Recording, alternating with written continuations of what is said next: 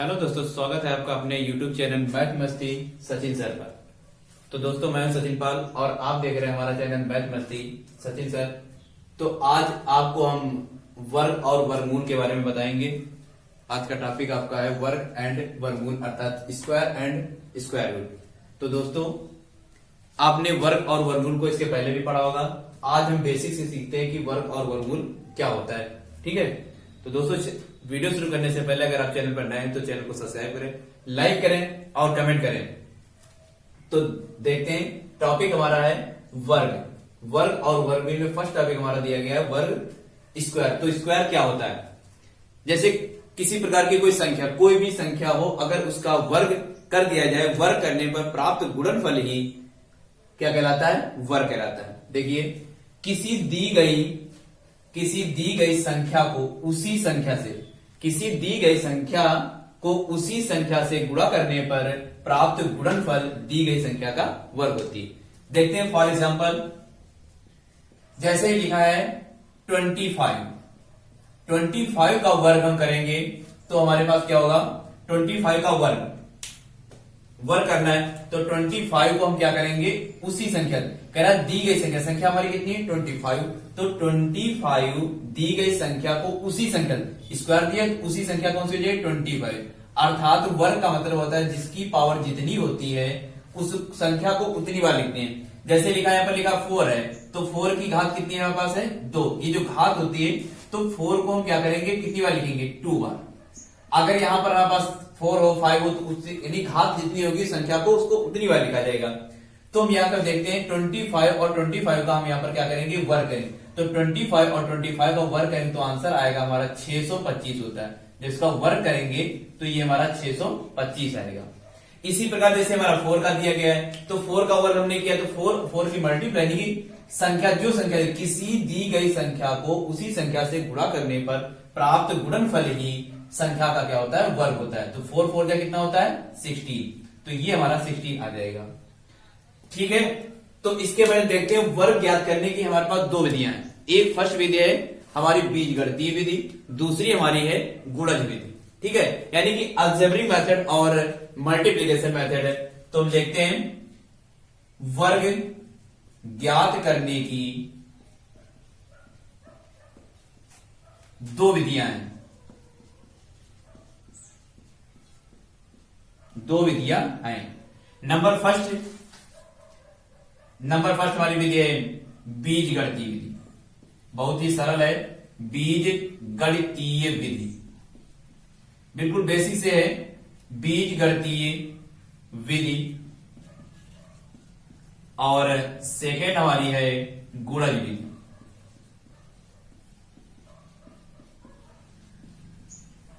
तो बीजगणितीय विधि को कहते हैं अलजेब्रिक मेथड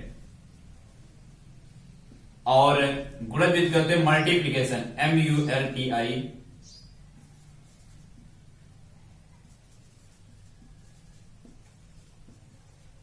मेथड।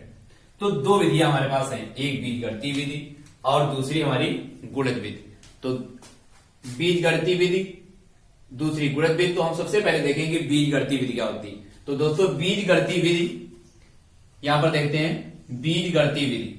तो बीजगणितीय विधि हमारे पास दो तरीके होते हैं। बीजगणितीय विधि से ज्ञात करने, यानी वर्ग ज्ञात करने के टू हमारे पास मेथड है। एक होता है a प्लस बी का होल स्क्वायर बराबर होता है a square plus B square plus 2ab। या इसी फार्मूले को लिखते हैं,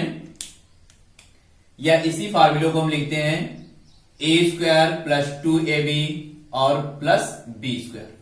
ठीक है, दूसरा हमारा है a माइनस बी का होल स्क्वायर बराबर a square plus B square plus minus 2ab।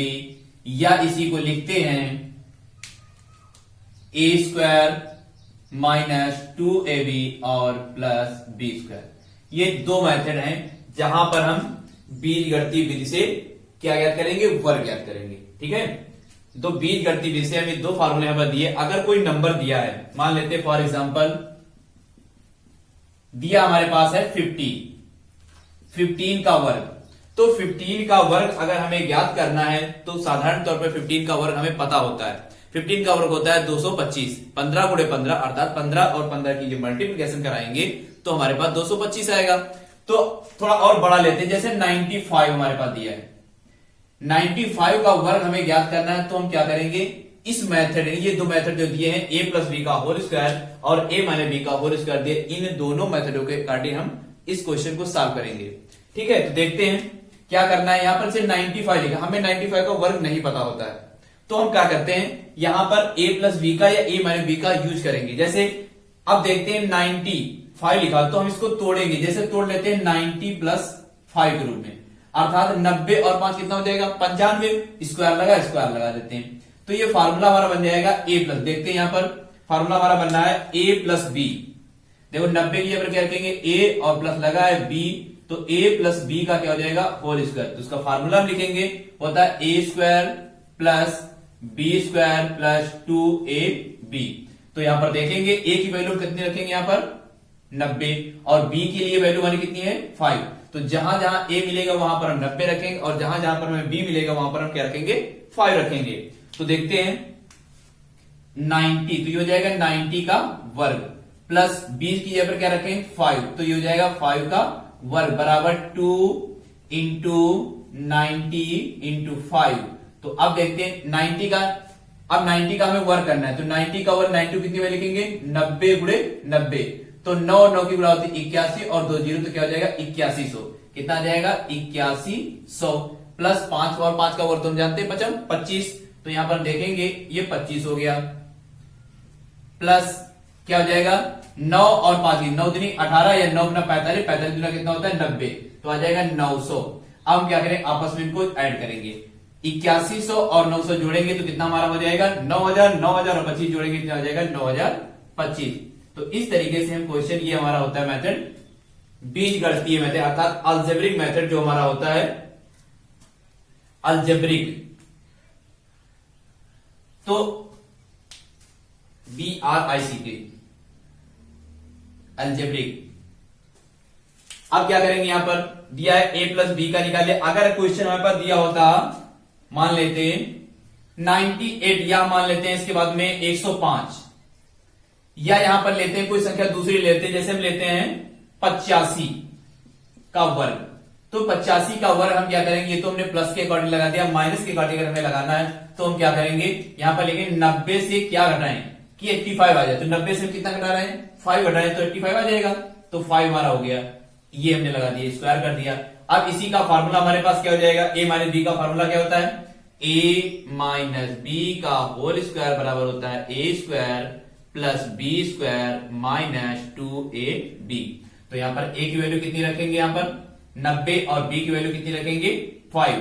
तो यहां पर देखते हैं a की वैल्यू रखते हैं 90, तो 90 का वो स्क्वायर हो गया, प्लस b की वैल्यू कितनी रखी है यहां पर 5 का हो गया, माइनस 2 इंटू a की वैल्यू कितनी आ जाएगी 90 और इंटू 5, तो करेंगे 9 9 81 हो जाएगा, प्लस 25 हो जाएगा, माइनस का कितना है 9 गुना 45, 45 गुना कितना होता है 90, अर्थात 900 क्या करेंगे लेस करेंगे। तो हम करेंगे कि इधर लिख लेते हैं 8100 माइनस क्या करना है 900, 0 से 0 जाएगा, 0 से 0 जाएगा, यहाँ पर 11 11 से 9 जाएगा, 2 बचेगा, यहाँ पर 7 कितना बचेगा 7200, तो 7200 और उसमें क्या करें 25 ऐड कर दें, तो 72 और 25 ऐड करें तो 7200 कितना आ जाएगा 25, तो आंसर यहाँ पर आ जाएगा 7225।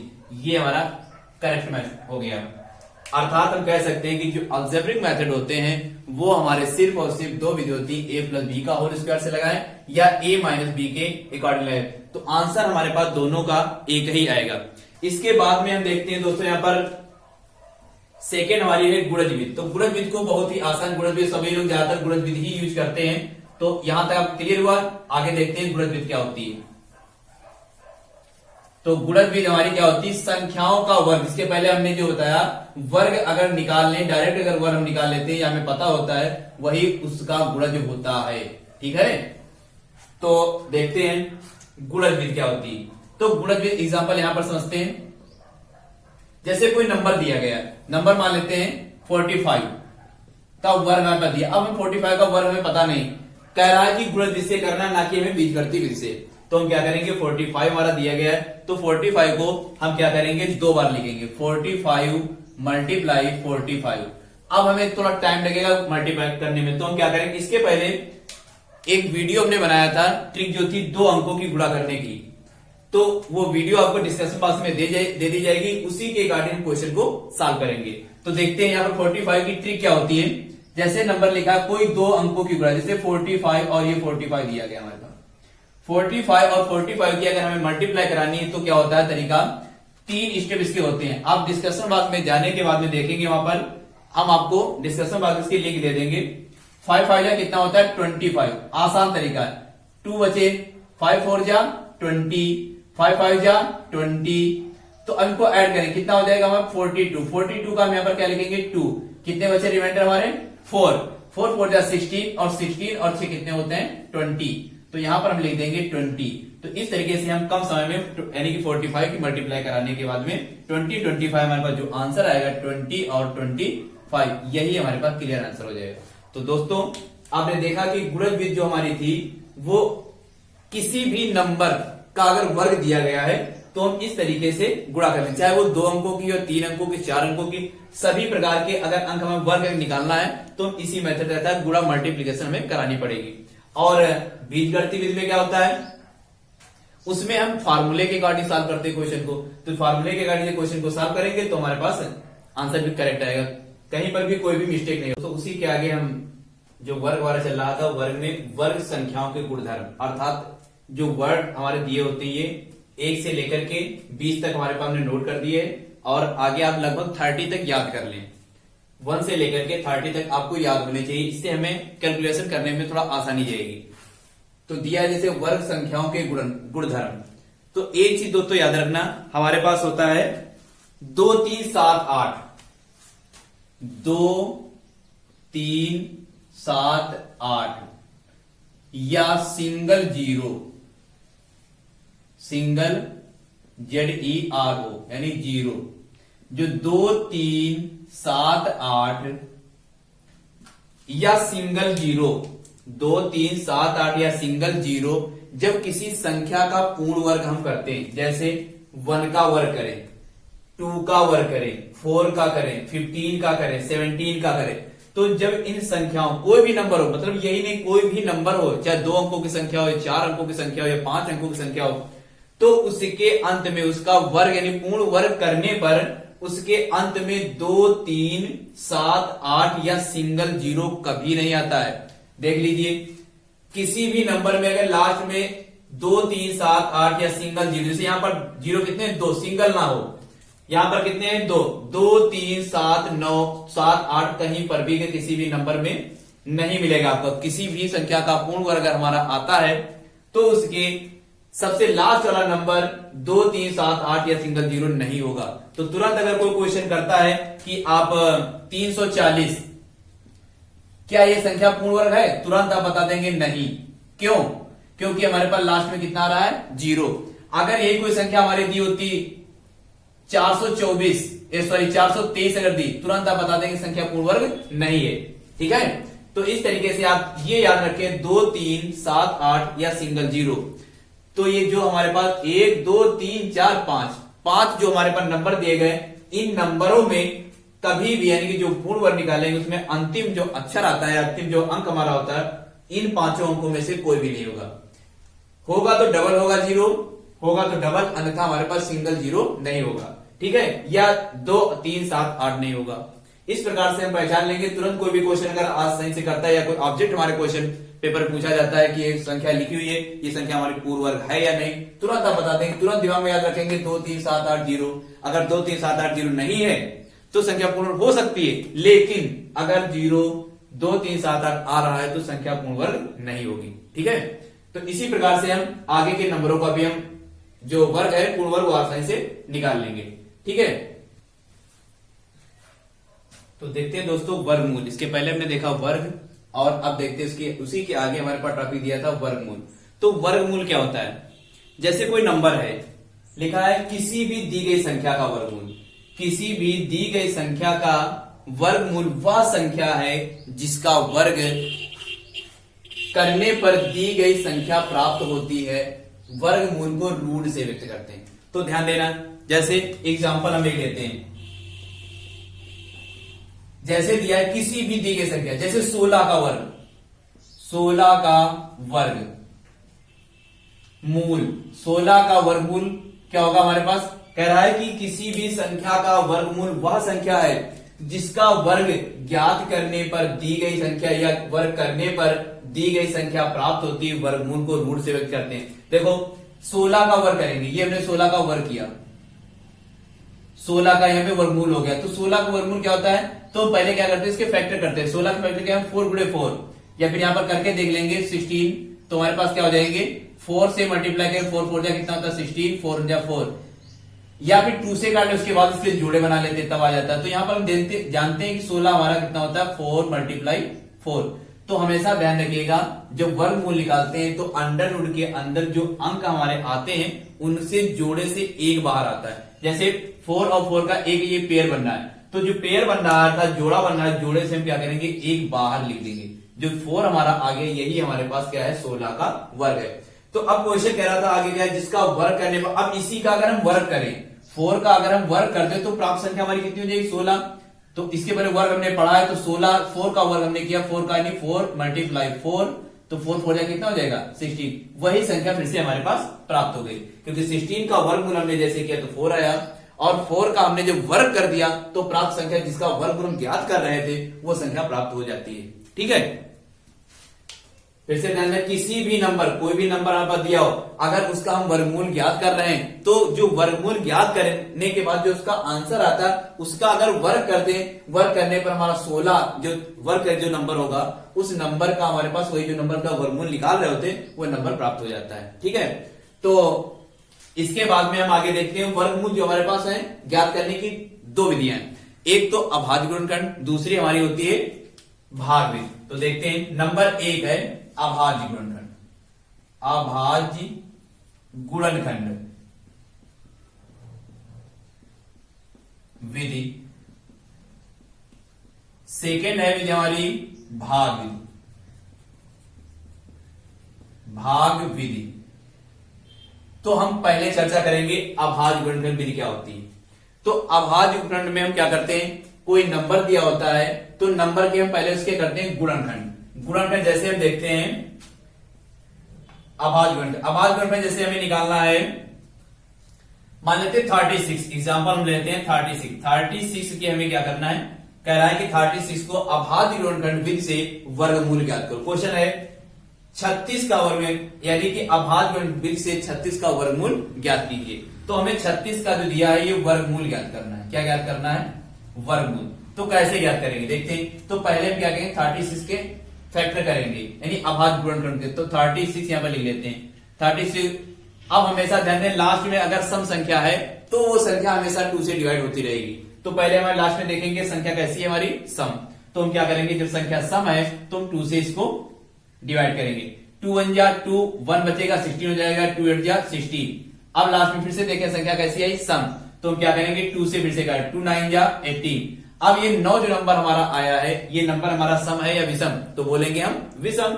तो विषम नंबर है तो देखेंगे कि ये किसका, किसी नंबर का पूर्ण वर्ग तो नहीं है, तो किसी नंबर का पूर्ण वर्ग किसका 3 से आता है। 3 से हम डिवाइड कर सकते हैं, 3 3 जा 9, 3 1 जा 3। तो इस तरीके से हमारे पास ये फैक्टर हो गए। लिखेंगे 36 का वर्गमूल, तो 36 का वर्गमूल अर्थात हम लिख सकते हैं इस तरीके, 36 होगा रूट के अंदर। अब इसके जो फैक्टर है उन फैक्टरों को क्या करेंगे, हम यहां पर लिखेंगे। देखते हैं 2 कितनी बार आया, 2 बार, तो 2 मल्टीप्लाई 3 कितनी बार है, 2 बार। अब देखते हैं, हमने कहा था इसके पहले बताया था, अगर कोई संख्या दी है उसके अगर मल्टीप्लाई करते हैं, मल्टीप्लाई निकाल जो गुणनखंड आते हैं उनको लिखें, उसमें से क्या करते हैं, जोड़े से एक बाहर आएगा। तो हम देखते हैं जोड़ा हमारा क्या बनना है, एक तो ये जोड़ा बनना है, दूसरा ये, तो हम जोड़े से बाहर निकालेंगे। तो जोड़े से बाहर क्या आएगा, 2 इसमें से आ जाएगा, उसमें का क्या आ जाएगा 3। अब इनकी मल्टीप्लाई करेंगे, 3 2 जा कितना होता है 6। अगर हमें आंसर की जांच करनी, ये तो हमारा हो गया 36 का वर्गमूल, ठीक है 6 आएगा। अगर हमें जांच करनी कि हमें आंसर हमारा 36 आएगा या हमने जो 36 के फैक्टर किए हैं वो सही है या गलत, तो हम क्या करें 6 को यहीं से हम क्या करें 6 का क्या कर देंगे वर्ग निकाल देंगे। तो 6 का वर्ग क्या होता है, 6 को जैसे हम वर्ग करेंगे तो 6 को कितनी बार लिखा जाएगा 2 बार, तो 6 कितना होता है 36। तो इस तरीके से जो हमने निकाला 36 के जो गुणन करने के लिए वो बिल्कुल क्लियर है। तो आशा करता हूं दोस्तों आप लोग इस चीज को समझ पा रहे होंगे। अगर नहीं समझ पा रहे हैं, अगर किसी चीज में आपको डाउट है तो आप कमेंट बॉक्स में कमेंट करें और वहां पर आपको अगले वीडियो में इसका सोल्यूशन दे दिया जाएगा, ठीक है। तो आप इसके बाद में देखते हैं एक भाग विधि। तो भाग विधि थोड़ी हमारी बड़ी विधि है, हालांकि अभाज्य गुणनफल विधि जो हमारी है वो छोटी विधि है, अर्थात सरल विधि इसको कहते हैं। ये आसानी से सब लोग कर लेते हैं, लेकिन समस्या थोड़ी आती है भाग विधि में। तो दोस्तों भाग विधि के लिए हम नेक्स्ट वीडियो में आपको इसका जो डिफाइन करके बताएंगे भाग विधि क्या होती है, किस तरीके से भाग विधि से क्वेश्चन को हम सॉल्व करेंगे। अक्सर हम छोटी छोटी चीजों को ही भूल जाते हैं। तो दोस्तों आप वर्ग और वर्गमूल जान गए, लेकिन यहां पर अभी भाग विधि का जो हमारे पार्ट छूटा पड़ा है इसको हम अगले वीडियो में आपको बता देंगे।